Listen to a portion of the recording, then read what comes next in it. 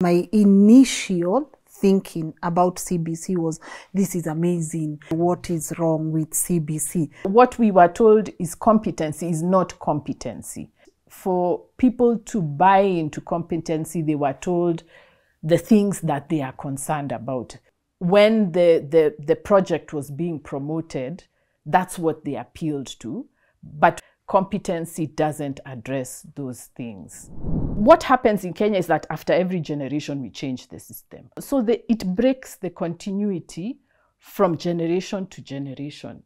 That means there's a lot of knowledge that is dropping through the cracks. We are not going to improve the system because my accumulated knowledge has been declared useless. So probably in another 30 years, unless Kenyans say no, there'll be another system. Why are Kenyans concerned about exams? Exams is an economic problem. It's about lack of opportunities. So people need to pass to get into the few opportunities that are there. You can't fix that with a curriculum. You have to open the economy. What's the impact of CBC on teachers? Really what CBC did, even when they are saying that, oh, teachers are now they are not the center of the classroom. They are now the center of bureaucracy. They are doing a lot of more reporting and reporting and reporting and reporting so that it becomes more important to produce evidence of teaching than to actually teach.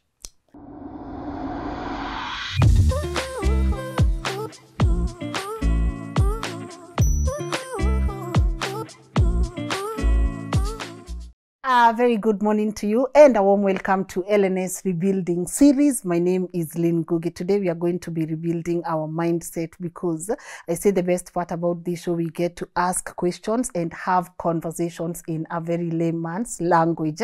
Mko shule ama mnapeleka watoto shule? There's always that part in our education where you are like, I'm either taking my kid to school, I'm in school. School is, it's ever in our lives. The education is always there. We have free education, we have CBC, we have 844 system, we have all of these things going on. But have you ever asked yourself a question?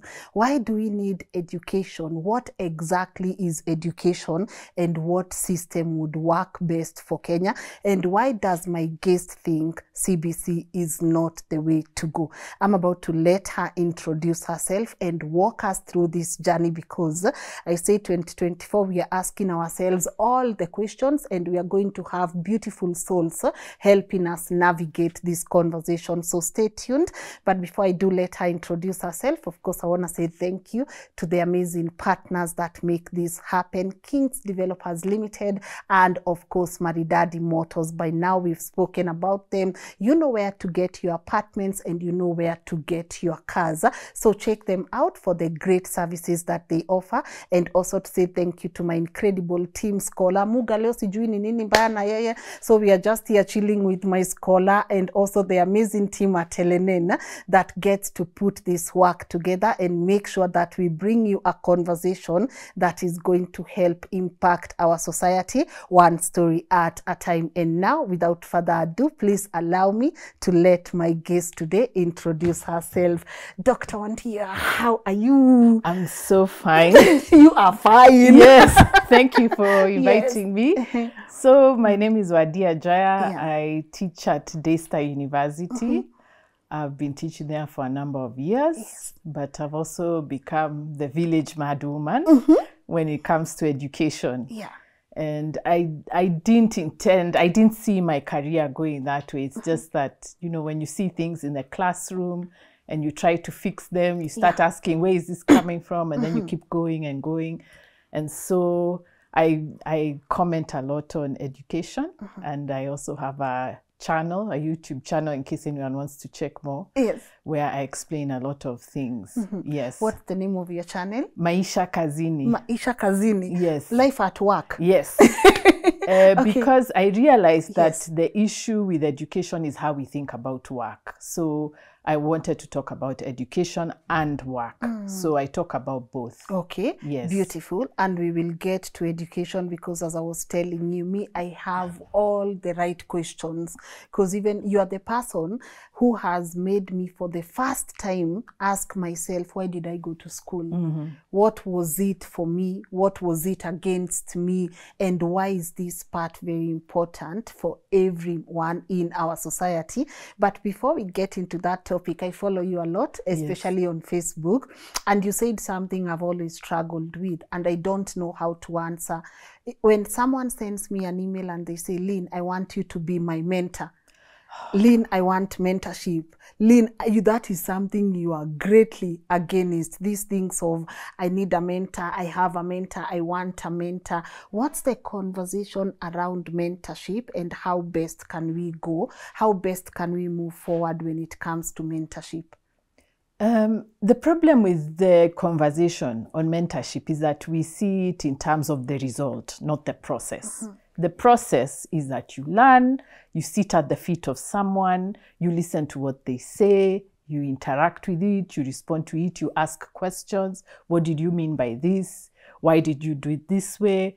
Look for what other people are saying about what that person did. So it's the process of interaction.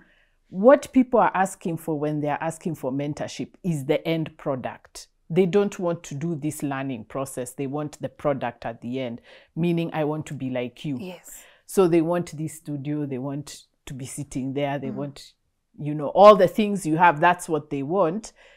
When really what they should be doing is charting their own path, but using you as a beacon. Beacons give you directions. They don't tell you where to go, but they help you mark where you're going so that you're not going too far away from the path. Yes. So that's what is the problem with that idea of mentorship. They're not talking about the process.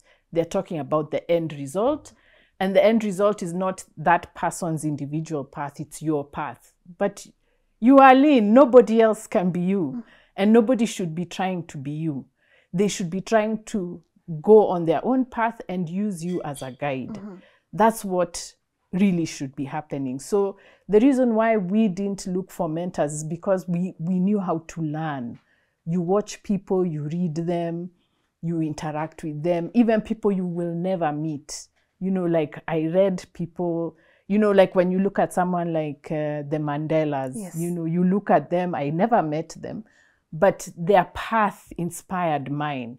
So that's what we are supposed to be teaching our children, how to learn and how to read and how to look for direction. Instead, we are telling them become Mandela. It's not even become like him, become him. But Mandela is Mandela. There's never going to be another one. Be you. Be you. Yeah. And another thing I saw that people were really engaging on your post was the issue of having these motivational speakers in schools. Oh, like Lynn Ngugi is coming to motivate you guys. She's a motivational Sorry, I hope you haven't been a motivational No, speaker. I have not. Okay. It's very hard for me because sometimes, what am I motivating you about? Yeah. I feel like if I give you my journey, you won't sit here for it. So I don't want to come with the easy ways. Yes. You can do this, all these nice motivational stories. I'm not for it. But why are you not for it? Actually, I didn't really think about it until in my class. It's my students who made me start asking, what is this motivational speaking? Because I tell them to write about their lives, and they were writing like motivational speakers, saying, I've learned from the worst, but now I'm going to become better. And I'm like, who knows that you're becoming better? What's the proof? You see? So they had this kind of motivational speaking language. So one time I went to class, it was just this semester, and I asked them, what did motivational speakers tell you? So they gave me the lines. And then I asked them, how does that make you feel? They say it makes us feel nervous. So it's not empowering. You see, if the motivational speaker is coming and saying, those who sleep, a warm blanket today means a cold future tomorrow. Those are threatening lines. And they are saying, don't sleep, because if you sleep today, you're not going to have a better future. So what happens is that the students learn self-blame. They blame themselves for not having good results. They blame themselves for dozing in class. And yet they are teenagers, they are growing, they get tired. So all these things that we do naturally, you start to question them and you feel nervous about yourself. So it lowers the self-esteem. It makes students feel the results I get are entirely my fault. It has nothing to do with the exam is hard. I was not taught well. There are no opportunities in the economy. Everything becomes about the student. It's me, it's my fault. I don't have opportunities because I slept until 10 instead of waking up at 6, you know. So that's my issue with motivational speaking. I wouldn't have known if I didn't see it in my students' work. So it's after we had the conversation with the students that now I started saying, yeah, this thing is not healthy. Be you. Be you. Be you. Know who you are. And don't blame yourself for things that are not within your control. So, for example, examinations, you know, this one event every 4 years or 8 years, you do your best, but the results are dependent on so many other things. You know, the teaching, what came in the exam, you know, how many places there are. I mean, there's so many other factors. You cannot take responsibility for all those. Yeah. All right. And you know, as we now get into education, I think for majority of us, when CBC came out, I don't even think a lot of people understand what CBC is. I had to do my own research because my initial thinking about CBC was, this is amazing. You mean a child who is even in class 1 can be able to make, you know, things, they know how to clean their spaces. Isn't that what we are being told China is doing? They are teaching their young people from a very young age how to create things, how to be independent, how to cook for themselves. And me, where I was sitting from as Lynn, I was like, wow, finally our kids can do practical things instead of being in class, being told Nelson Mandela did this and this and this. And now to hear Dr. Wandia say, this is not it. In a very layman's language, what is CBC and what is wrong with CBC? Because this is where we are right now. Wow. Okay, you see now when I started talking about CBC, I didn't come to it thinking there's something wrong with CBC. I came asking questions like you. I was told there's this new curriculum, it's going to encourage creativity. And you see, I'm an arts teacher. I teach literature. And I was so tired of people saying literature is useless to the market. So I wanted to hear, is CBC correcting this? So I start asking questions, I don't get answers. So I start looking on doing the research, you know, what do people say competency is? Is it what the government is saying it is? And sorry to say, it's not. What we were told is competency is not competency. But I know this is not a political show, but really what happened is that for people to buy into competency, they were told the things that they are concerned about. So like you're saying, you're concerned about creativity, you're concerned about cramming, you're concerned about, you know, the heavy bags and so many exams. So when the project was being promoted, that's what they appealed to. But what I was trying to say throughout my time is that competency doesn't address those things. And then now I had to go beyond that. You know, why are Kenyans concerned about exams? Exams is an economic problem. It's about lack of opportunities. So people need to pass to get into the few opportunities that are there. You can't fix that with a curriculum. You have to open the economy. So that's what I was trying to say. So really the issue isn't even CBC itself. It's the things we Kenyans think education is that are problematic. They are wrong. We have very many wrong conceptions about education. And then even we have wrong conceptions about knowledge. What does it mean to know things? And how do we know? What's the process of knowing? And then we also have a problem with how we think of work, which we've already started talking about when we are saying about mentorship, that people are thinking of the end process. I want to be at a studio looking like Lynn, but they're not thinking of the process that took her there. And then what is she doing? And can I do that or do something that complements what she's doing? That's a process of learning and of thinking and of knowledge. But in Kenya, we don't do that because we don't want another Lynn. We already have Lynn. We want another station that does something else that complements what she's doing, so that we have a variety of media doing different things and, you know, expressing the diversity of Kenya. We don't want the same people again and again doing the same thing. Those questions are knowledge and work questions, and unless we get that right, we will not understand the problem with our education system. What's education?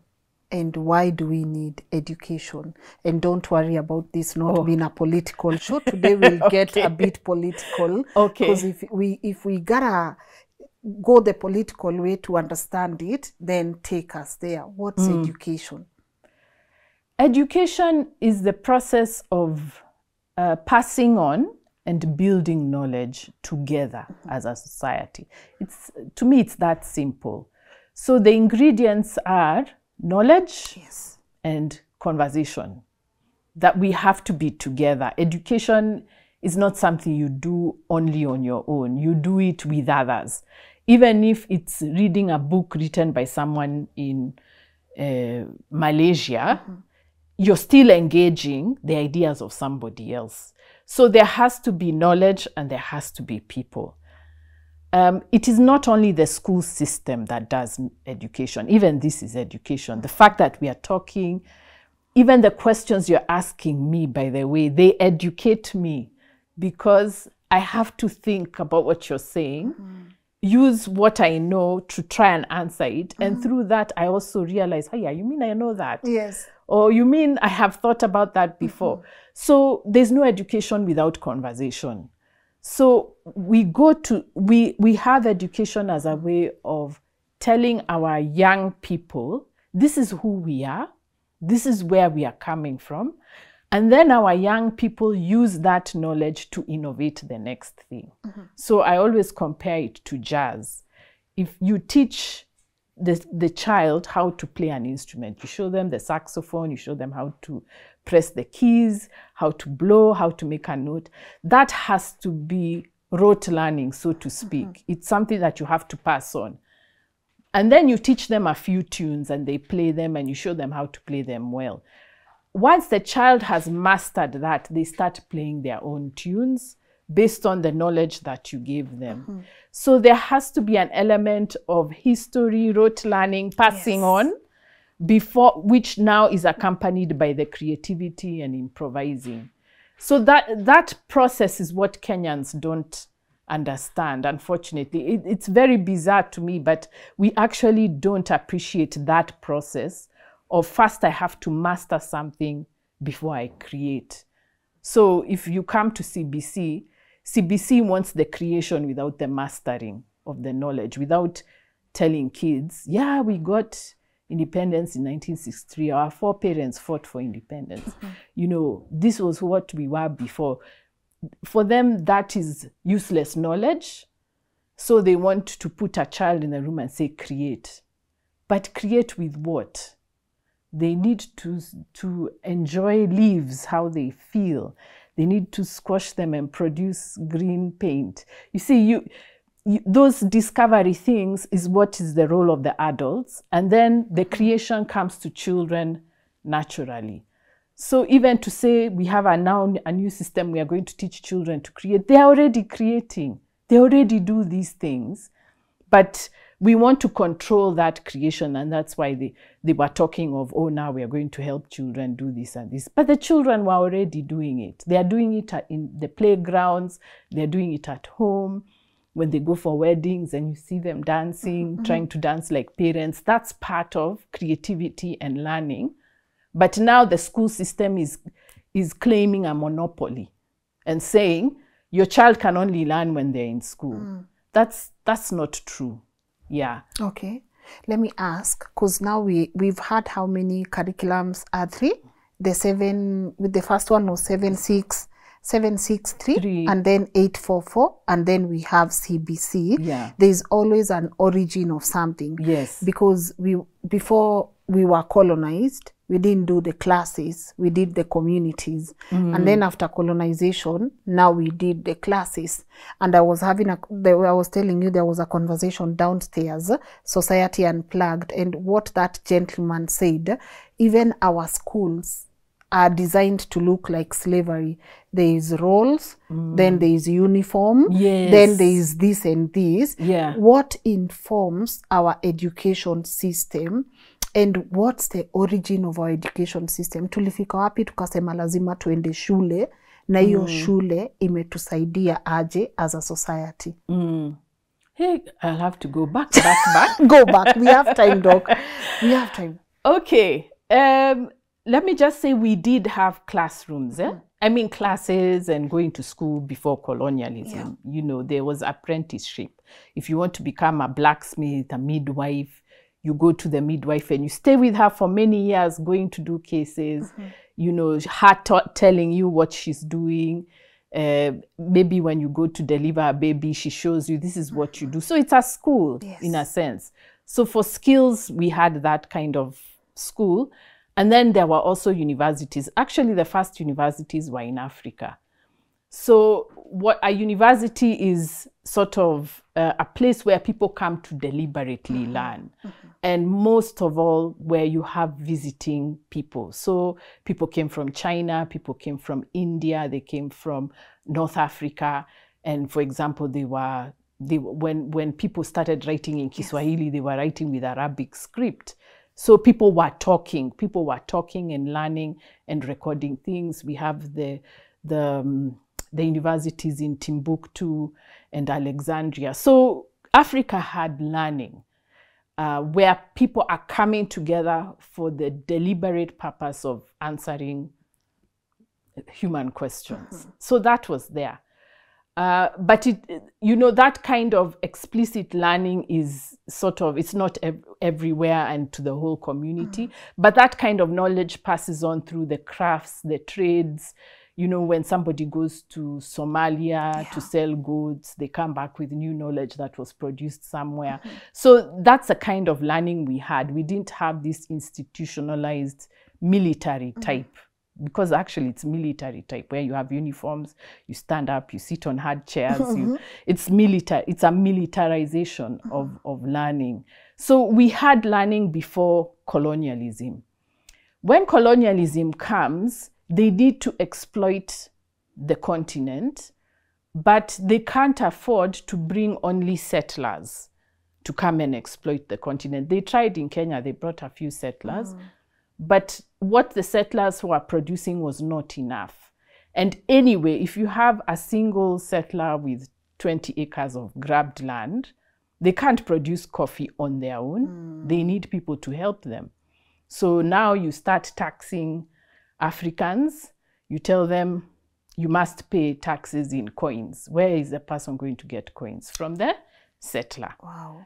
So now to enter this economy, because you see there's a lot of violence that is used to force people into the economy. In Ukambani, for example, they told the Wakamba, you must get rid of your cows, you must sell them to the slaughterhouse at Athi River, as a way of forcing them into employment. So to force people, so once you create this economy where it's difficult to earn a living, people now, Africans now want to join the economy. How do they join the economy? They have to go to school. And you see, the ordinary African can see, my chief, his son was sent to school, he went to Columbia University and came back, now he speaks English like a Mzungu and he's being paid more money. Yes. So even you want to enter the school system. So that's how the tamaa for school started. The economy was becoming narrower and people were realizing if you get an education, you don't have to go through as much trouble as you are going through. So if you even see the testimonies of former Mau Mau veterans, they say, you know, I had the choice to make it in the economy was either to work for a mzungu, go to school, or go to the forest. And two of those options were not there, so I went to the forest. Yeah. Wow. So that's how we got into this wanting to go to school. Now, when the British decided they are leaving Kenya after 1952, they decided actually around the 1950s, after they realized that they're not getting very far. They need to hand over the government to Africans so that they run Kenya the way the British want.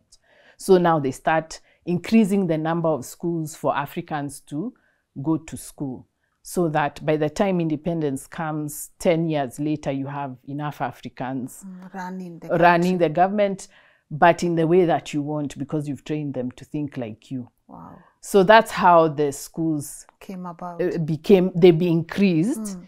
The schools increased exponentially many times in the 50s and 60s. But also, of course, there was the drive by Africans themselves. In fact, Kenyans were going to Russia, they were going to India to university. I didn't even know. And that was a worry for the British, because they are saying if they go to Russia, they'll become communists. If they go to India, they'll bring ideas of independence. We don't want that. So we need to control what they are learning and who is teaching them. So a whole infrastructure was set up so that by the time we enter independence, the school system is set, how it's going to train Kenyans to think only of how to continue the system that we have. So the 74623, the A-level system, was designed to limit the number of children who go to university, because at Form 4, not all high schools, and this is something Kenyans don't know, the difference between a high school and a secondary school in those days was that the secondary school reached Form 4 and didn't have Form 5 and 6. So you do an exam at Form 4 to compete for the fewer schools that are high schools with Form 5 and 6. So many children dropped out at that level because the spaces to go to Form 5 and 6 were not enough. It was a way of reducing the number of people who are eligible to go to university. So what 844 did was to remove those 2 years, because they were saying it's a waste of a child's life to study for 2 years and then not pass well enough to go to university. What happens to that child? And you've already taken their 2 years. So they removed those 2 years so that you finish Form 4, you either go to uni or you go to work. But and you see, the good thing, sorry to say, about that is, if somebody works a lot and wants to go back to university, they don't have to go back to high school, which was now our system. You would be told you can't go to university because you didn't do Form 5. But now if you have only Form 4, you finish, even if you come 10 years later, you can go to uni. You can go to uni if you want. So that was the basic idea of 844. But the problem was the economy was not growing. My generation was now entering the market. The government couldn't employ all of us. There was a structural adjustment program. So now it's not enough to just pass exams. You must pass very well to get into the fewer and fewer spaces. That's where the exam obsession came in.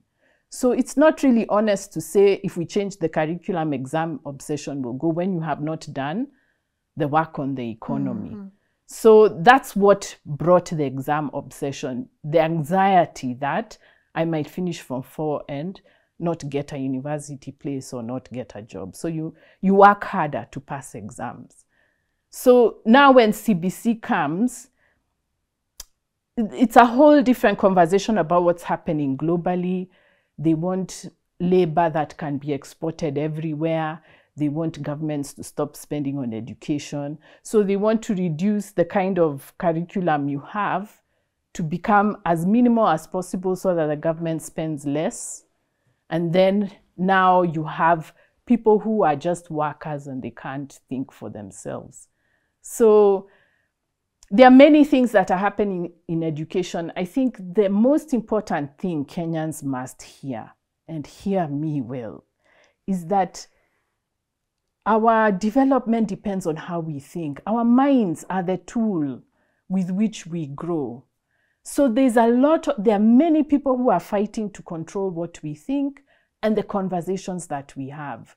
That's really what is at play here. So whether, it's CBC, 844, that's really not the issue. The issue is how we think. How we think. How do we control how people think?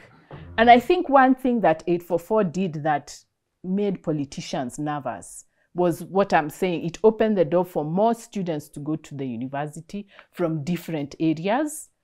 And that, I think, has kept the political class very nervous. So they needed to reduce the number of students who are finishing school and going into the university. One thing about this generation, not the Gen Zs, maybe the people before them, who are they? Millennials. Millennials. One thing about them is that they don't have the fears and the angst that my generation had. In fact, they keep saying that us, my generation, the Gen X, we stick to the same job, we don't go, retire after 50 years. That's how we were trained. But then they don't think like that. And I think my generation finds it very difficult to know what to do with these millennials. The other thing that has happened in Kenya is that, in my days, the number of people who are going to school were so much fewer than the general population. Now we have a bigger population. I think they are saying the numbers are at 60% or something like that of people who have done Form 4. So you have a huge population of people who have been to school and are becoming very vocal. And that makes the political class very nervous. So they have to sort of reduce the number of children who are coming out of the school. But it's not going to help. I mean, it's not going to do what they think it will do, but they want to try. They want to try. Yeah. Let's go back to the syllabus because the British wameenda, but wametuachia syllabus yao. Right? Am I right? Yes. How is that of benefit to me as a Kenyan to use their syllabus and not the things that are, how does that help me develop my mind? It's not supposed to help you. It's not for you. Yeah. Let me just tell you all these things I'm learning as I go along. One of the things I've noticed, just 3 or 4 weeks ago, I noticed that the education system is meant to make us abstract things, meaning to not connect our knowledge to our reality and our experience. I know Kenyans won't believe this. I believe you. You do? Yes. Thank you. Yes, I do. I've seen it in a classroom. Okay, I knew it at a theoretical level, but I've seen it in the classroom. My students can't talk about themselves. I kid you not. They feel when I tell them, okay, write what you think about, they think there's a trick here. Mwalimu can't want me to say what I think. What is it about my life that would be interesting? That is traumatizing to me, yeah? That you call yourself educated and you can't talk about your life or your reality.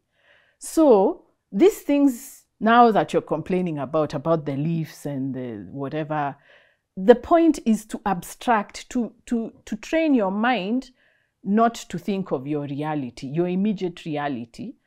And by thinking, I don't mean not to notice it, but to interpret it. So like I've given the example, if every time I'm walking out, I slip and I fall. Yeah. It happens once. Then I say, oh, I was walking badly. Then you just continue. It happens again, the same spot, the same way. Then it happens the third time, the same spot, the same way. What happens humanly speaking is that I start to ask, why am I falling in the same place? Is it a problem with the floor? Is it a problem with the way I'm walking? The shoes. Is it my shoes? Can I talk to somebody else and see if they've experienced? That's what learning and thinking is. What our education system does is to prevent that. So that's why it will tell you about New York, Paris, find X, what, so that you never get to ask, Why am I falling at the same place? So that's where the problem is. That's why we have all these syllabi. It's not meant to be applied. I think Kenyans they are deluding themselves. It's not meant to be applied. It's meant to train us not to think about ourselves and our realities, and to always be talking about, oh, in Singapore they do this, in Malaysia they are doing this, have we benchmarked with this place? So that you're never asking, but what is the problem here, where I am? How can I understand it? So that's where the syllabus problem is. The syllabus is not designed for us to think about our realities. It's designed for us to think about other places. And even you'll notice, especially because I'm a social media person a lot, when you try to talk about real political problems, you see there's a backlash. You know, why are you talking about that? Why are you, give us a solution? Basically, it's to prevent us from thinking about what we are going through. Then they, like I was asked so many times, but what do they learn in Singapore? But what do they learn in Scandinavia, in Finland, in what? I'm always being asked about other places. And then I say, but no, this is our history. This is where we are coming from. That's what the school system is intended to block. So please, there's no application anything. That's just talk. But really, the issue is to make people stop thinking about their own realities. That's what school is for. Yeah. Wow. It's depressing. We are doomed. It's not that we are doomed. Yes. Once you know that that's the problem, you don't succumb to it. You see, like this semester, and I hope my students will watch this show. I'll make them watch it. Yes. This semester, I was telling my students, write about something that you have seen and what you think of it. We did it for 5 weeks. I tell you, they struggled. This is your own life. You woke up, you ate breakfast or you didn't. You changed, you went to school, you saw something. Imagine they find it hard to talk about that because it's their lives. That's what the system is designed to do. It's designed to block us from interpreting our lives. So instead of asking, do I look nice? You ask, do I look like Kim Kardashian? That's how the system works. So if you start telling people, no, I want to hear what you think is beautiful, then they say, no, I don't want to impose. I want to be objective. You know, there are some words that come out all the time. I want to impose. I want to be objective. You know, has this been studied elsewhere? You know, there are all these questions of, don't ask me about me and my environment. Ask me about elsewhere. I can tell you the causes of the French Revolution. I can tell you that one. But don't ask me about what it means that my grandfather fought for independence and didn't get land. Don't ask me that. Ask me about Martin Luther King. I'll answer that one. Malcolm X. Oh, Malcolm X. I mean, it's important to know those people. But it's not a priority. It's not that. It's that you have to link it to your experience. So, like yesterday, we were debating about these people like, sorry to say, Jacob Aliet, I love you. This is not against you. But we were talking about this masculinity conversation. And I was saying, when we had people like Malcolm X, they expressed anger with the system, but they also gave us a political way forward. What is happening now is that we're expressing anger, but we are not saying, what's the problem and how do we solve it? So Malcolm X is relevant, but I have to make him relevant to my situation in Kenya. That's what's not allowed. And I know because I saw it when I was talking about CBC. Every time I try to say, look, if you talk about Scandinavia, you have to compare Scandinavia with Kenya first. We don't have the same system. It's a European country. You can't just say, we're going to do what is in Finland, what is done here. We are not Finnish. We don't have the same history. So I'm not against learning about what's happening in Finland. But we have to first understand what's the difference between Kenya and Finland. That's the work that's not allowed in Kenya. And there are so many ways in which we block it. You gaslight people, you ask them for solutions, You tell them to benchmark. You know, you say, what's your authority? Where is it published? There are all these, we have an infrastructure in Kenya of blocking that kind of thinking, because thinking is linking my situation to reality and to other reality. And the reality can be Kenya, it can be Africa, it can be Russia, it doesn't matter. It's just that process of saying, what am I seeing, and have other people seen it? How do they see it? What do they say? Does it link to my position? Like that back and forth. That's what's not allowed in Kenya. So CBC basically introduced a sort of like a block. And in fact, the other thing, sorry to go on and on, the other thing that bothered me about the way this system change was done was that what happens in Kenya is that after every generation we change the system. Why are we doing it? It's because now I'm growing, I'm in my 50s, I am ready to tell the next generation, this is what is wrong with the education system, this is how you can change it, what? And then it's shifted. So now I can't tell them anything because I have to first start relearning. What is CBC about? What are we doing? What do children know or not know? So it breaks the continuity from generation to generation.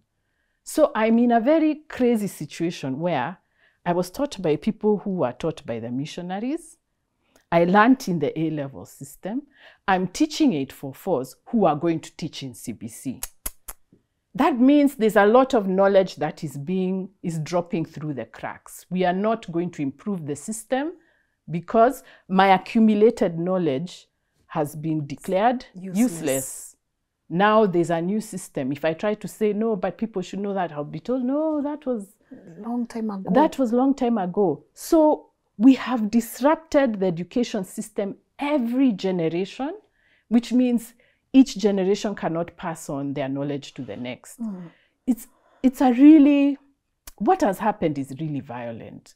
But what the political class does is that they know we are empowered by standing on the shoulders of the previous generation. So you just keep on blocking and blocking and blocking. So probably in another 30 years, unless Kenyans say no, there'll be another system. And yet in Europe, they've had the same system for like 200 years. They change, they modify, they whatever, but they don't do this uprooting and replacing all the time. But Kenya does it. It's very disruptive for our collective memory. Because now I'll talk to 844s, 844s will say, no, that's not what we did. And now they are raising children whom they are going to say, no, that's not what we did. Come on. We can't keep on having all these disruptions. It's bad for our memory. And also for the teachers. It's bad for the teachers. You see, like now, me, a teacher, I've done 4 systems now. Yeah, I've done 4 systems. That's not healthy. It's not healthy because it means every 20 years I'm learning a new system. So I can't pass on knowledge to the next generation, and the next generation now can't pass on knowledge to their children. That's insane. What's the impact of CBC on teachers, the teachers themselves, and the expectations? A lot of paperwork. You have to report and report and report. You have to assess and assess and assess, and then you have to upload that thing on the portal of TSC and Kenya National Exam Council. So really what CBC did, even when they are saying that, oh, teachers are now they are not the center of the classroom, they are now the center of bureaucracy. They are doing a lot of more reporting and reporting and reporting and reporting so that it becomes more important to produce evidence of teaching than to actually teach.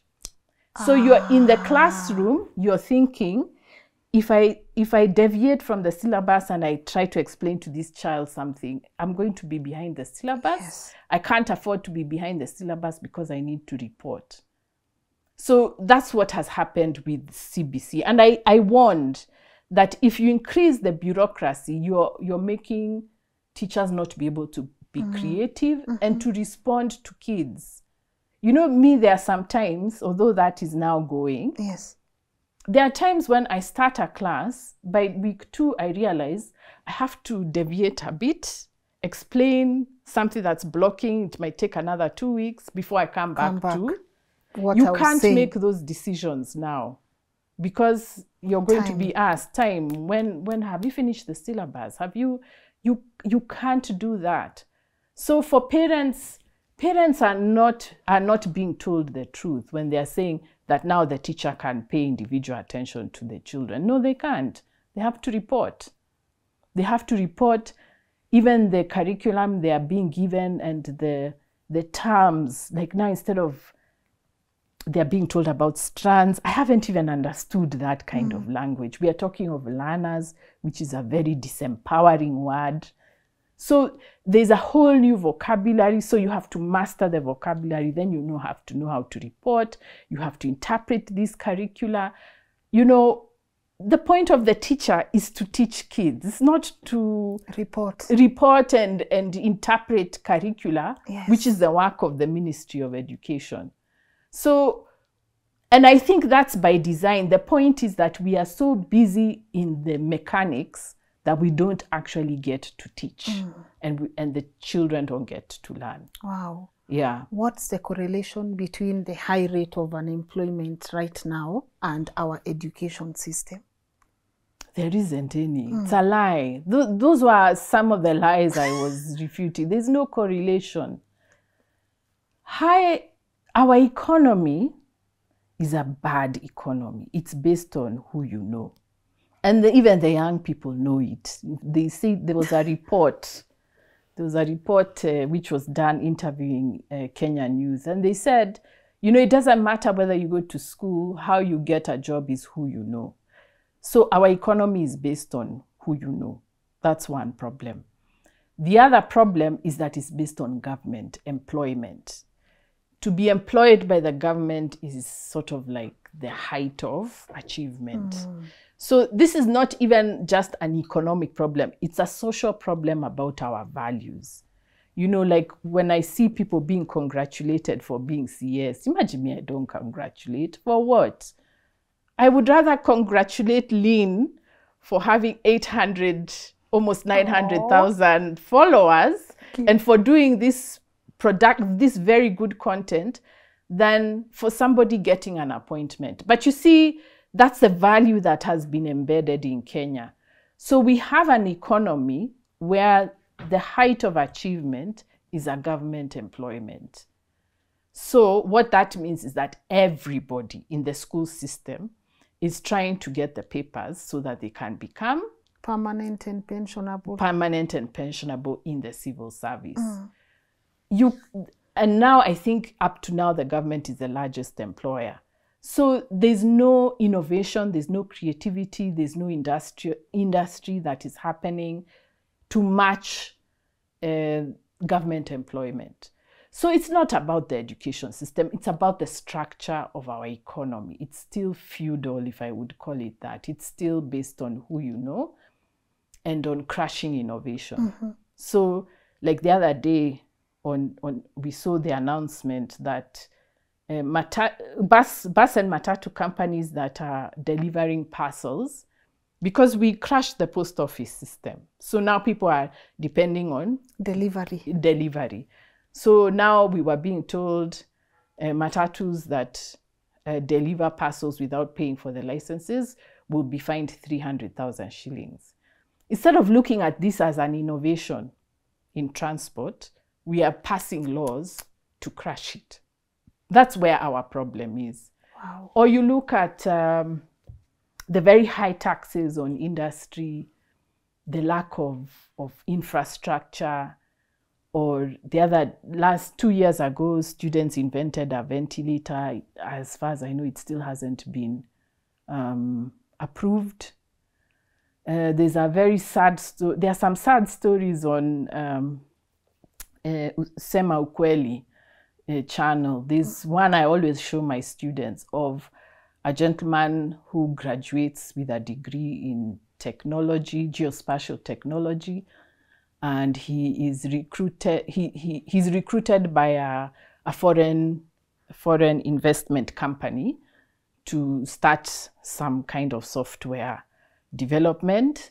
And the two people who hired him were master's students in the US. He did the groundwork of running around, trying to find out what is needed.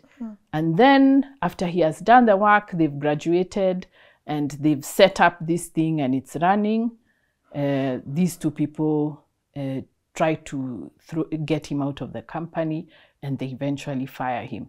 That's the story of the tech sector. So we have all these spaces in Kenya where young people are doing things that should be being encouraged, propped up, but they are being undermined.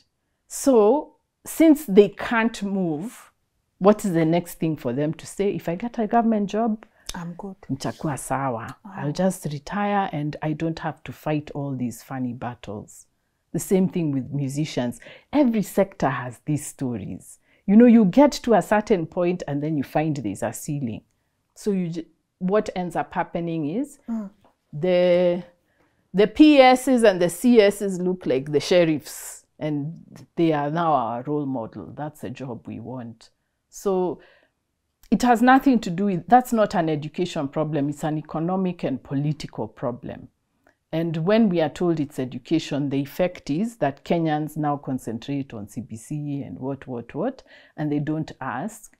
But when my child finishes school, where are they going to go? I mean, even look at sports. Rugby. Rugby we were doing so well. We were the it. We were the it. And imagine, these are guys who have jobs. They are playing and practicing after work. They are still having jobs, and yet we're able to reach World Cup. We're able to win the Singapore Sevens. We're able to do all these things. What has happened now? They have crumbled under mismanagement. And so that's the story of so many sectors in Kenya. People improve and get to a point, and then the parasites come in. And now we start fighting over positions, money, what. The thing collapses. So how can we not want employment, really? It's like that's the only thing that nobody will disturb you with. You get so employed, sad. You keep quiet, and you retire. Yeah. That's so sad. It is sad, but the young people have to understand what is going on. I think my generation, we got so disappointed by the sellout after the Constitution. You know, when the Constitution came, because we had fought so hard for it, and so when it finally came, there was a way in which now we were thinking, oh, now things will improve. So I think we've kind of given up, and we're just waiting to retire and go home. So it's the next generation that has to understand that they have to remove these ceilings in different sectors. It's everywhere. It's sports, it's tech industry, it's farming. Even on Sema Ukweli, they have a farmer who is saying, I quit my job, I started my milk farm, now I'm finding that there are cartels which dominate the milk business. So it's everywhere, this ceiling that prevents Kenyans from becoming excellent. And that's what gives our young people the impression that it's better to go abroad. You'll win the Oscar. Nobody is going to be preventing you. You're not going to be censored. Yeah, you go and do your film and you get an Oscar. That's what it looks like. But really what is happening in Kenya is that we are not allowed to become excellent. Yeah. That's actually really sad, especially the way you are talking about rugby. Man, we used to be so happy. You remember those days when almost everyone had a rugby jersey? Yes. Then we used to go and watch the sevens, and then you were so proud of being a Kenyan. God, I remember like crying to my sister, nilipia ticket, because I really wanted to go. Yes. And now what happened? It's like every time we get here, we come back and we crash, and the crash is harder. Do you think maybe that's why there's this whole narrative now? Don't do degrees. No need to go to school. No need for these degrees. Don't go to uni. I think it's part of the same thing. It's telling young people, don't learn. You don't need to understand anything. Just make money. It's sinister. It's evil. No, go to university if you want. If you want to learn, go learn wherever you have to learn. Your mind is important. I think the issue is not the institution, but learning. Your mind matters. And you should never put a ceiling and say, I've now learned enough. Maybe it is, by the way, it is true, the university, I can attest, I am a witness that the universities are not, they sort of suppress our thinking. With this, I think we are now more preoccupied with authority. Do you have the paper that authorizes you to say what you're saying? So I get that people are tired of the syllabus and even of the universities because they are not learning. But I think the university is like everything else in Kenya. You have to find a radical way of getting through the spaces. So for the university, what I like about that space is the libraries, exposure to knowledge. But if you really want to think, you cannot learn on only universities alone. You have to be watching Lynn's show. You have to be watching Sema Ukweli. Sema Ukweli. You have to be, I think Twitter is a university on its own. There's so much I have learned myself from being on Twitter and people sharing links. So you cannot depend on the school system alone. You have to look for other sources. But when people are saying don't do a degree, don't go to university, they are being dishonest. It's not, they're not thinking how I'm thinking. I'm thinking the university is not enough, but if you have an opportunity to go. But those people who are saying don't go, it will not get you anything and what, I think they're being dishonest. The real thing they want is that you don't get an education or that you don't learn. You don't broaden your mind. You don't broaden your Learning mind. broadens your mind. Exactly. And that's what that agenda is about. I don't listen to it. I remember there was a guy on TV like 2 or 3 years ago who was there on some mainstream news media saying, what's the point of doing a master's and doing a PhD? And the guy is a PhD student himself. So these people, not a student. He was a student. He was even saying it there, saying, yeah, as a PhD student, we learn this and this and this. Then I'm like, so why are you telling people not to go to university if you're there yourself? So a lot of the people who are saying those things have been to university themselves. Let them not go, then maybe I can listen to them. But nobody should listen to somebody who went to university saying don't go.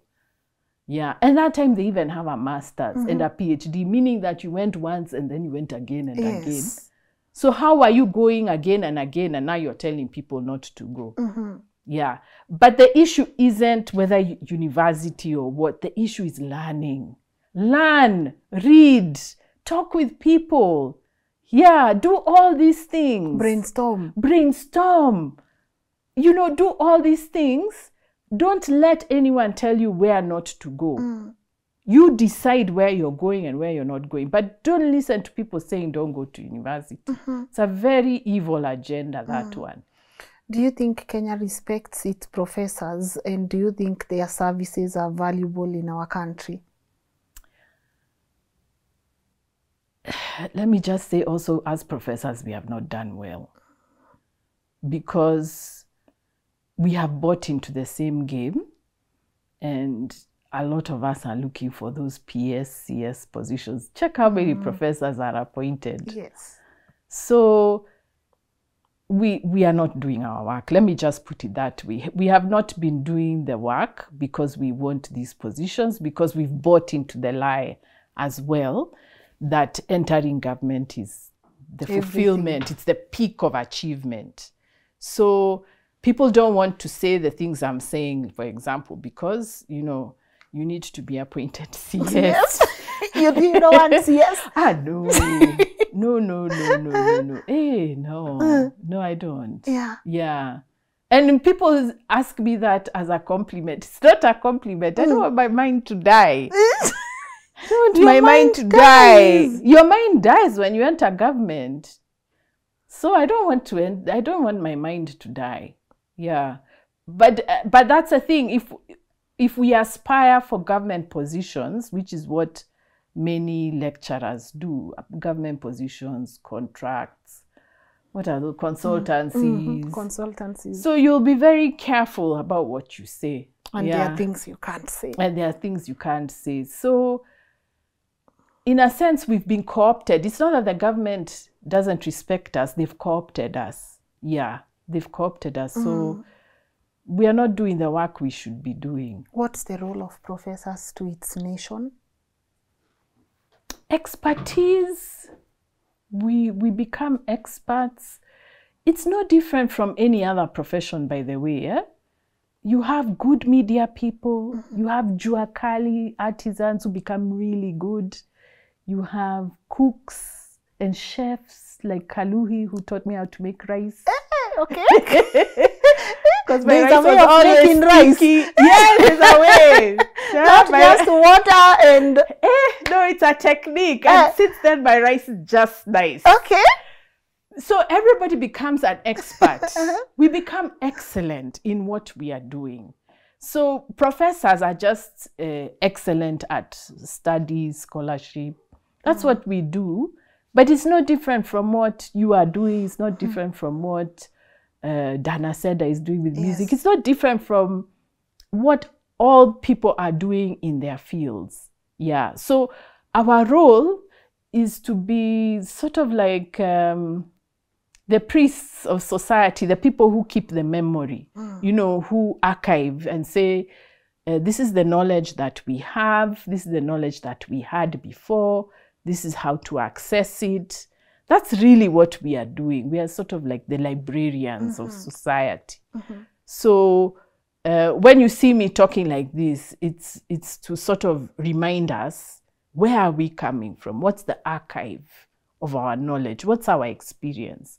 And how can we bring those things to influence the decisions we are making? So that's our job. Our job is just knowledge. It's knowledge. We are just we are not supposed to be the gatekeepers of knowledge, but the facilitators of knowledge. So that if somebody wants to say, I want to start a fashion house, you know, what else has been done in Kenya?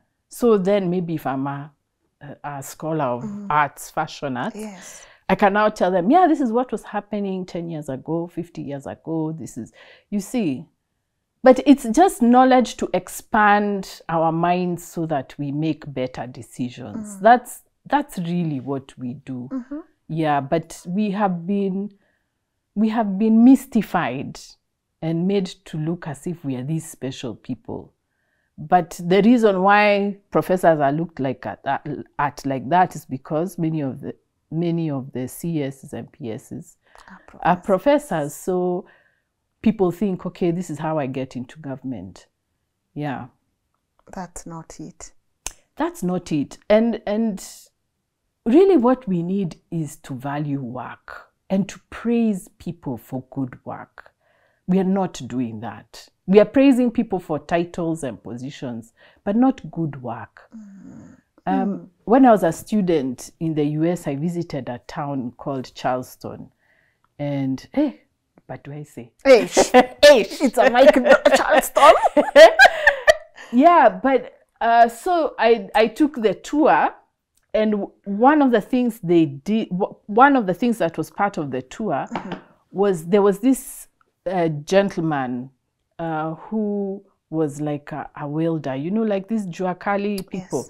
He had welded many gates of the town. So he had become sort of like a celebrity. So we went around the town looking at the gates, the iron gates, the designs. Imagine. Wow. And then we went to his house. That time he was in his late 80s, if not 90. He might have reached 90. But imagine a town celebrating. Mtu wa kutengeneza. Imagine. Wow. So that's what we don't have. And that's why I did Maisha Kazini. It's to say, look at all the work people are doing. Let's celebrate excellence, no matter the field. If we're talking about cooking, you know, jua kali, farming, you know, everybody being excellent in their way so that we don't feel that we all need to be politicians or policy makers, whatever that means, for us to have an impact on society. Or lawyers, doctors. Let's all celebrate excellence in what we are doing. Then you have many role models for the children. The children can see, if I like cooking, it's not a bad thing. If I like talk shows, it's not a bad thing. Even if I like medicine, I can be this doctor who invents a new way of treating something. Let's all be excellent in our fields. And sorry to say, remove politicians from the pedestal. Remove politicians and civil servants. Those people should be servants. They should be facilitating us. But instead, they are the managers who have taken over from the employers. We are the ones who appoint them. But now they order us what to do, what to think, what to say. And now we aspire to be the managers instead of to be the innovators. That's our education problem. In a nutshell, that's the education problem. We don't value excellence. And we praise mediocrity. We praise mediocrity. And by the way, mediocrity is not bad. That's another new thing I learned Wait, a few months ago. Not bad. It's average. That's what mediocrity is. It's don't go too high or too low. Just be in the middle. That's what mediocrity is. It's being in the middle. So there's another low. You see, we punish people who fail, but we also punish people who excel. So what Kenyans do is that they just stay in the middle. Let me not stand out. Let me not be good at what I do. Because if I'm good at what I do, people start hating on me. If I fail at what I do, people hate me anyway. So everybody, everyone stays in the middle and they don't move. Wow. And that's what competence is. Competence is just the bare minimum. So what you're saying is, I could be a good journalist, I can write articles, but I'm not going to start a show because that will make me stick out and that will make people talk about me. So you just say, give me a job where I write articles for you, and I don't want to be seen. I don't want to be seen. That's mediocre. That's competence. Competence is just bare minimum. Can you write? Then whether you can write a good article, that's excellence, but that's not what we are educating for. We are just educating for mediocrity. Mediocrity, the middle, the average. Wow. Yeah. Hey, now I know. Now I also know mediocrity is. I didn't know that. I just found out, was it like 5 months ago? I was like, what? That's an awakening. I feel like I'm mediocre because you want to do the bare minimum. There's a way you want to go up, but you can't go so up. You start fearing who's going to pull me down. Who is going to say this about me? That's an awakening. And you see, the missionaries, they educated us that's how they educated us. For mediocrity. For mediocrity. For the middle. They call it the middle. So, you know, when Carrie Francis, for example, was taking his boys to Alliance High School, the idea was they're not going to go to Cambridge, they're not going to become doctors or ministers or what, they're going to become missionaries and go back to the village and evangelize. So when they start joining politics, it's like, what are you people doing? You're going beyond what we are educating you for. You're just supposed to be mediocre, average.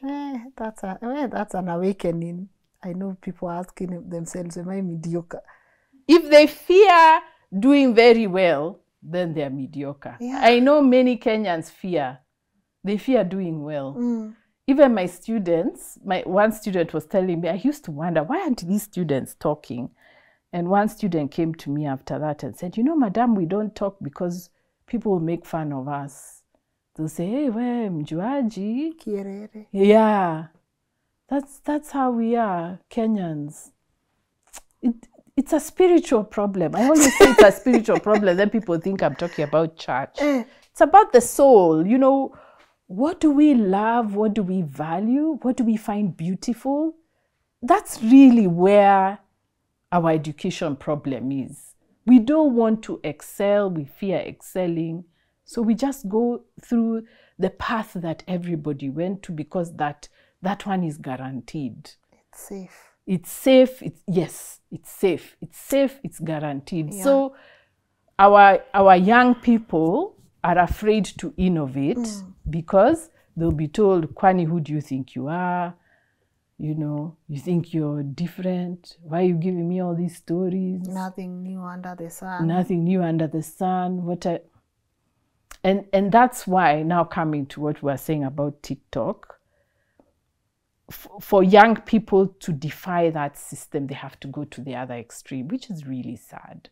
You have to hit the other end because you can't just be a little excellent because the system will come on you. Yes. So you hit the next, you go to the other extreme and do really crazy things that get you noticed because there's no space for you to just excel in where you are.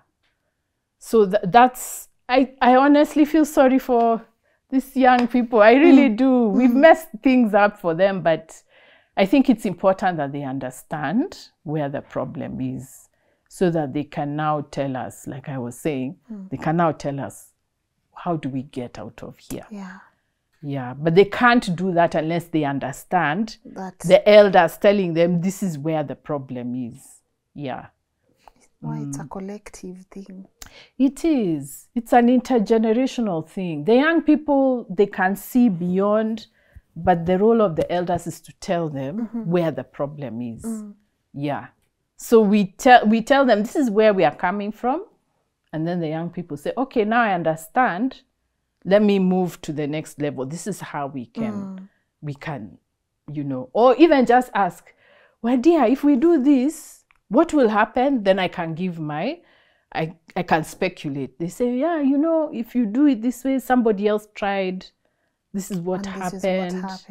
So that's not to tell the young person, don't try, but at least to be aware, this is what could happen, or this is how you avoid what happened last time. So that conversation is what should be happening in the education system. But if you keep changing it that way, you block those conversations.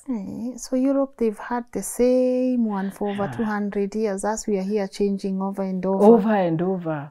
Yeah. I mean, granted also theirs is a bit rigid. Like France is where I've studied. Yes. So they've been complaining also about their system. But whenever there are changes, they change within the system. Not do away with it. They don't do away with it and then put another one. You change within. You let people know. Like CBC, why didn't they talk to us?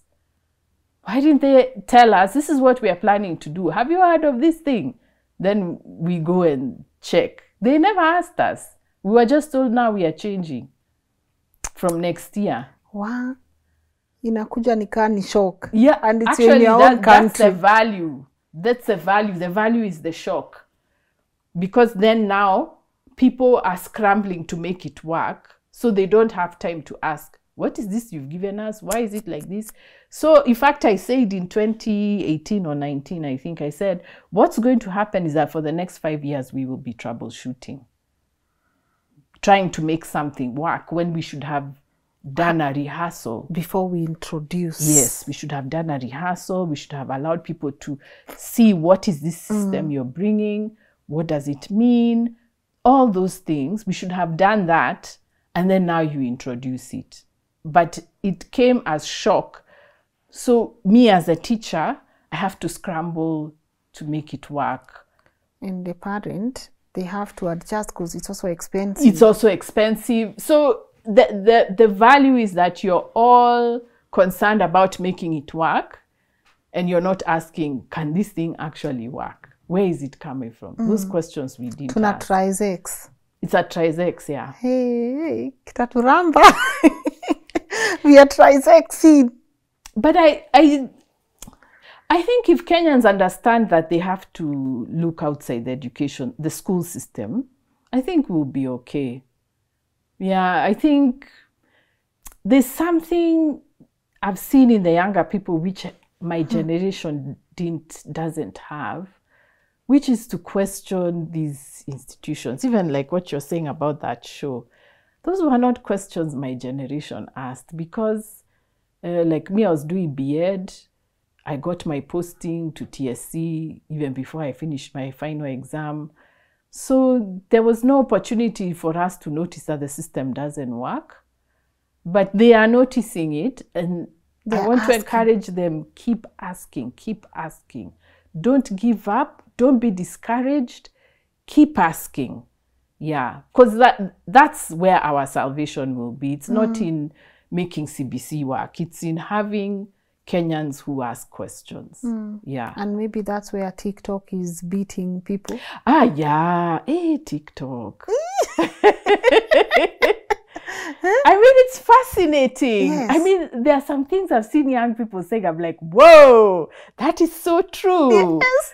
Yeah, so even when you have these other not so good sides of it, Yeah.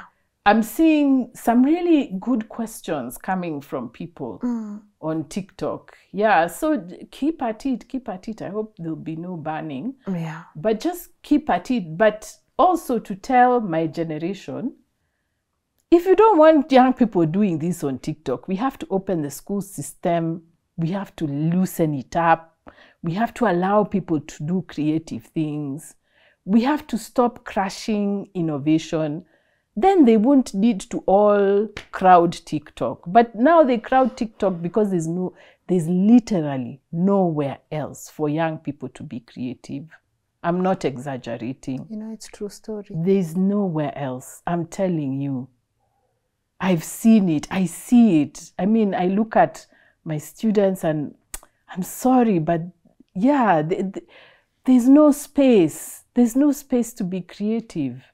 So let them do what they're doing in their houses, in their studios. Let them play around, but they also need some political education. Yes. So that they are not still doing this when they are 35. You see, also they are young. Yeah.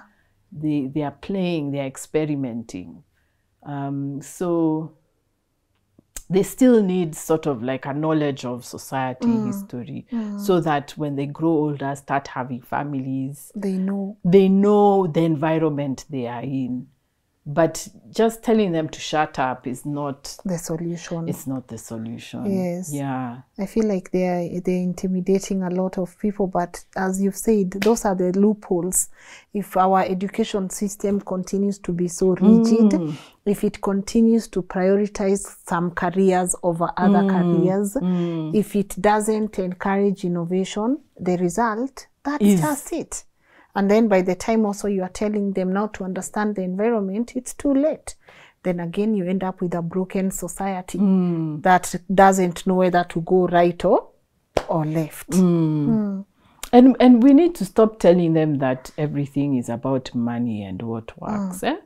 Because I think that's the thing that worries me, that you know, when they're doing a lot of these things on social media, they are thinking, this is what works, this is what gets me views. If I get views, I become an influencer. And I get adverts, I get money. Yeah, I get adverts, I get money. Or you tap the screen. Yeah, but, you know, they need to be careful.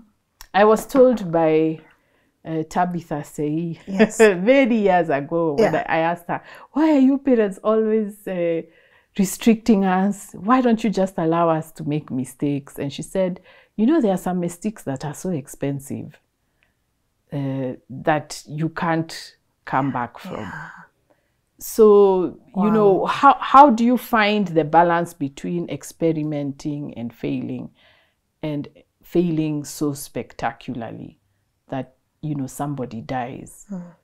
You know, that nuance, that flexibility is what Kenya doesn't have. So parents are stuck between saying no, no, no, no, no, and children rebelling to the other extreme. We need a space where there's room for mistakes and recovery and learning, and that's what education should provide. But even education is so rigid with these marks and exams and whatever, certificates and what. So that flexibility is what we don't have. Yeah, and so that's why young people are making really big, drastic decisions that, you know, have implications, really big implications that, and they didn't need to go that far. But you know, I can't let you go before I ask you something. Because you mentioned of X. Yes. But then you also mentioned on the same platform. You know, when Mr. Beast came, people were celebrating the fact ametengea watu tanks, water, that really got into your nerves. Oh God, it irritated me. Why would it irritate you? Why? Hey. What did Mr. Beast do that was so wrong, man? First, the celebration, lining up African kids to cheer him. What are we saying? I mean, what are we really saying as Africans? That a YouTuber can have a village of kids lining up to cheer. I mean, there's something about our pride that we must have some pride. He's not the only one who has dug boreholes. We too have done them. Have we lined up children? African children on the road? It's for the shots. I mean, number two, we are living in a racist world. I think Kenyans, we need to be educated. The kind of global environment we are living in. If I did that, It's okay. If I did that, what he did, and children lined up the streets and what. You see, it's an African and an African. But some white dude from wherever, and you have black, no, I'm sorry, I'm a Pan-Africanist. No, that's not acceptable. To me, it's not. Because what Americans read when they see that is not what we are reading. And you see that narrative, we are encouraging a narrative that still affects us. It still affects IMF loans. It affects how we are viewed, how when we are poor, people say it's because we are black and we are not getting our act together. It's part of a narrative. How can we not know that? So that was one thing. I mean, the narrative is so, I mean, if we have any pride in ourselves, surely that's not something we should be celebrating. But the second thing is boreholes. I encourage people to watch a video by Olufemi Taiwo, and he says that boreholes cannot be a solution for water. It's a quick, fast solution, but in the long term, we are ruining our, okay, he doesn't talk about the long-term issue, but he says there are people who, Western companies and corporations that are harvesting our surface ground water, while us, we are digging boreholes. What does that mean? He mentions that even they are trying to harvest water from, is it Libya or some, Europe is trying to harvest water from Libya. So to depend on boreholes is so short-sighted when we should be building aquifers, dams, and thinking of a better way to manage our water. Boreholes is not sustainable. It's not healthy.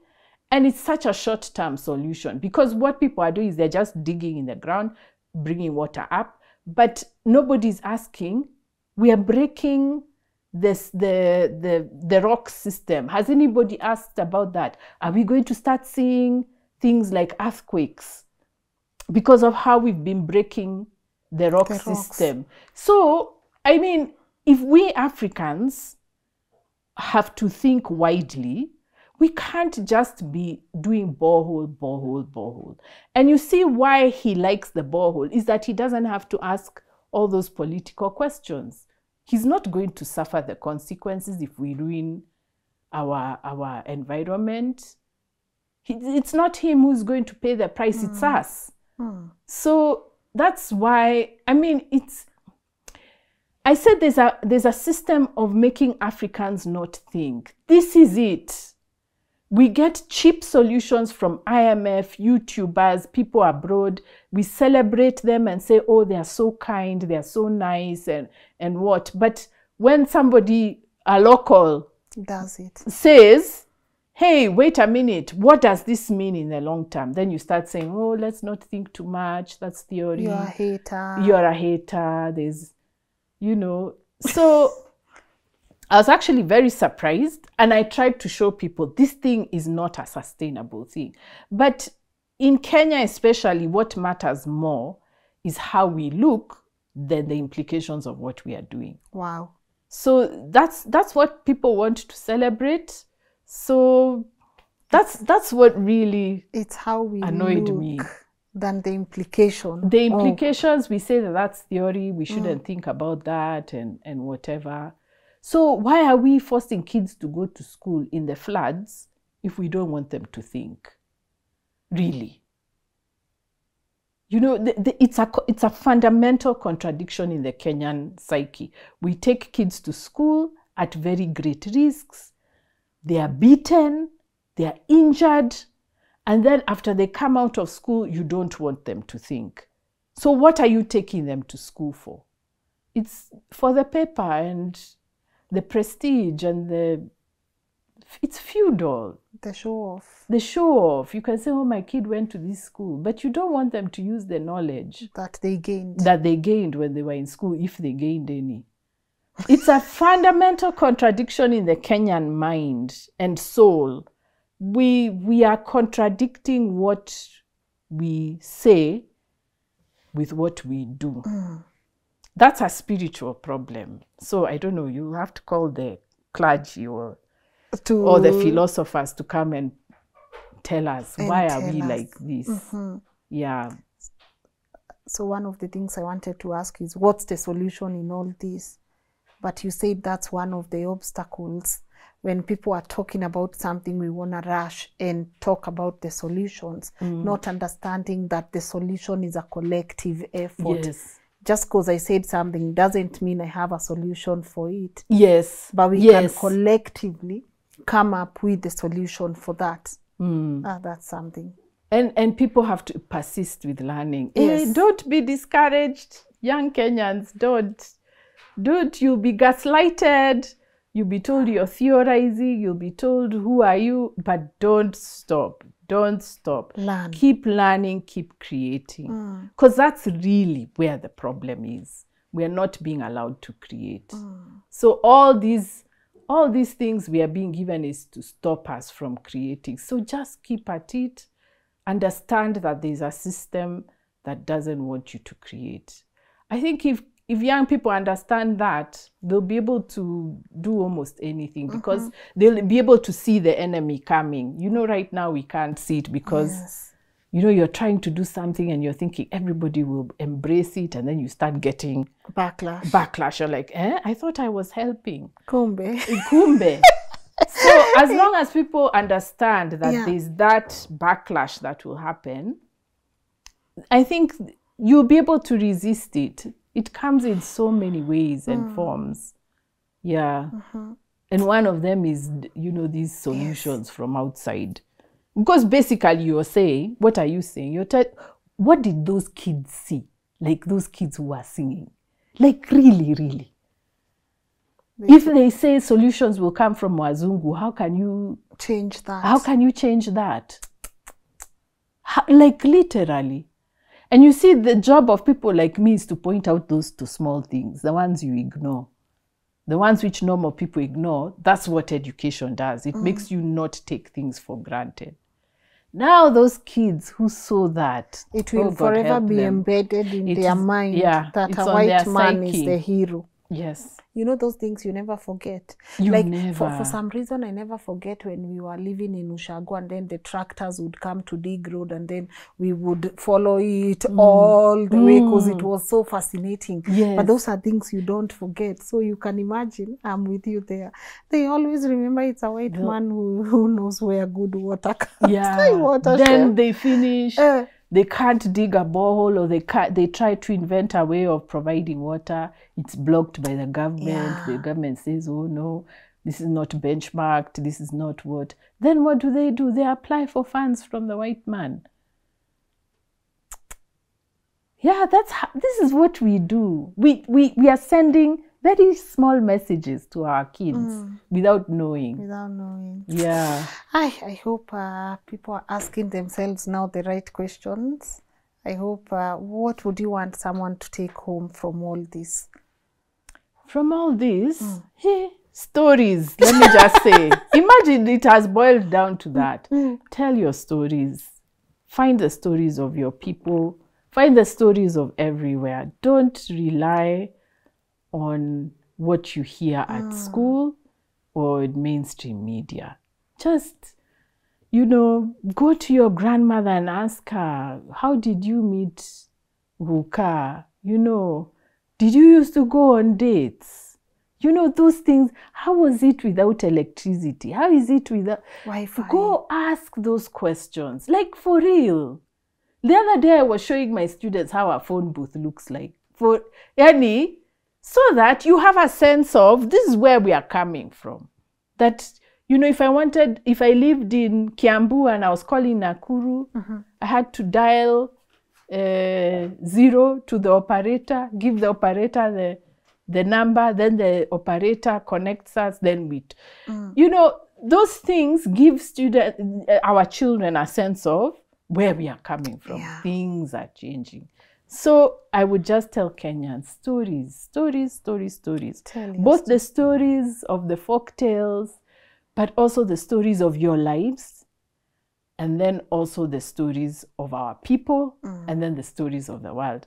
That one, you will never make a mistake. If you know the world, you will always make informed decisions. I think that's where we are stuck. We are not learning the world.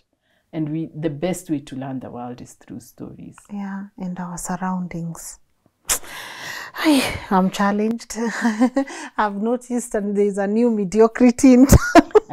That one has hit me hard because it's making me ask myself questions. Am I actually in that category? Because you're scared of even doing other things because of the fear of what will someone somewhere say, and will you face the backlash, all this. But again, we'll tell our stories and we'll keep learning, relearning, and learning. I think that's the best we can do. And I just want to say what you're doing and what I'm seeing people doing, like Utuna Uzalendo, Odwod Jagero, all these people who are giving platforms for Kenyans to talk about what they are experiencing and thinking this is part of the solution. Because by talking, we come to terms with our experience. Yes. We think, we connect. This is what matters to me. And I'm hoping that, I was saying that this is what will probably give us better politics going forward, because people have more things they are hearing around. There's a diversity. People are processing their experiences and what they are seeing. So that's and they are not stuck to 4 or 5 deep. Yes. They have variety of places they can get the knowledge. Yeah. All knowledge enriches us. Even if you don't directly use it, the fact that there's a possibility, it changes the way you think, and it changes the decisions you make. That's what, to me, that's where the solution is. It's not a big one, it's a very small one. But I think that it opens up our minds, and that's, to me, our greatest challenge right now. Thank you, Dr. Wandia. As we wait for the other curriculum, I can't wait to see what comes after CBC. I honestly can't wait to see what comes. But I think the sad part is knowing that just changing one and blocking and completely erasing the other is not our solution. It's good for them, because again, it gives you, there's a lot of confusion. Then people don't ask the questions because you are so immersed in this thing that they've presented that you don't get to ask the questions. But then, as you've said, shouldn't they have consulted first? Because when this fails, then we'll move on to the other one. Then they'll tell us why the other one is better than this one. Anyways, I appreciate you for passing by.